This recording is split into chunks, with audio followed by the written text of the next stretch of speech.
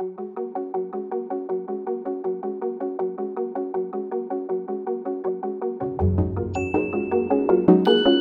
po si Ramen. Isa siyang Yorkshire Terrier and 3 years old na po siya.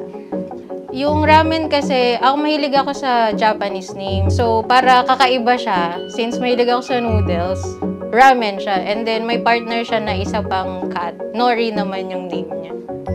Ang napansin namin na difference niya sa ibang klaseng breed ng dogs is nasa guard dog siya na state. Kasi sa Terrier, mga guard dog sila. So, sa lahat ng Terrier, yung Yorkshire yung guard dog pero sila yung malambing. Nasa protective side sila.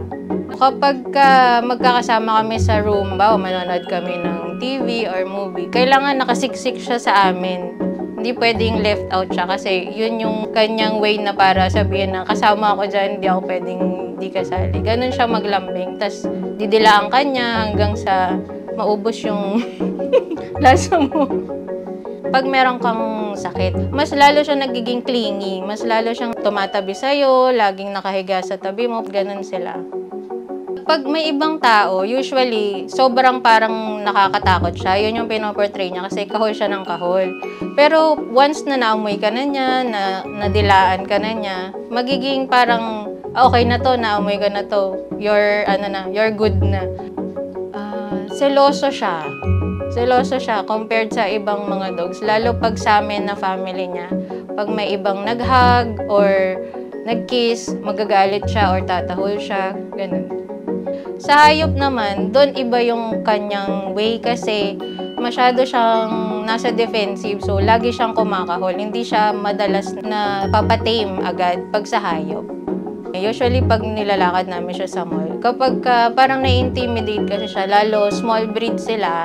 So, pag malaki yung mga dog, doon siya nagiging aggressive. Pero once naman na parang napakalma mo na siya, yung nailayo mo na siya ng onte sa mga aso ngayon, okay na rin siya after. Ang kanyang feeding is 2 times a day. So, morning tsaka sa dinner. Ngayon yung pagkain niya is dog food, yung Aussie, organic kasi siya. Tapos, yung snacks niya, minsan yung mga dog treats na milk, then yung mga cucumber, mga carrots, ganun yung kanyang diet. Meron din siyang vitamins, multivitamins, and yung vitamin C. Ngayon, sa awa naman ng Diyos, wala naman po. Yun lang allergy, dun lang, nung napakain namin siya ng chicken. Oo, sobrang unusual sa dogs na bawal sa kanya specifically ang chicken. Nag-allergy siya sa chicken. Yung trimming, lalo na sa face niya, kami yung gumagawa. Pero usually once a month, nag-groom kami sa kanya. Yung coat niya kasi, nasa shiny coat siya na straight. So, para talaga siyang pinong-pino. So, kapag humaba siya, nagre-reflect yung ilaw kapag humaba yung kanyang coat. Etong si Ramen, medyo may allergy kasi siya kapag humaba yung hair niya. Tsaka mas mukha siyang neat kapag ganyan yung kanyang hair. Nagwo-walking naman siya every morning. Pinapatakbo namin dun sa labas. Tapos nagpe-play sila nung kapatid ko ng catch. Minsan yung ball, nagpe-play catch sila ng ball.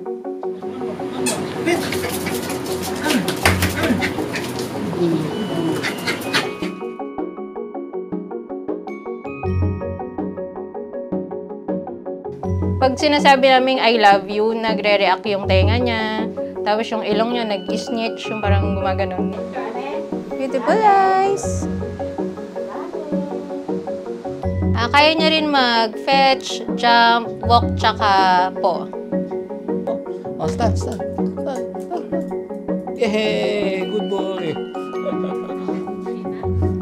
Sa mga nagbabalak na mag-alaga ng breed ng Yorkie, sa una kasi mahirap sila, stubborn sila turuan. Parang hahabaan niyo yung pasensya niyo. Pero matatalino ang Yorkie and once na naging komportable na kayo turuan siya, sobrang lambing nila talaga.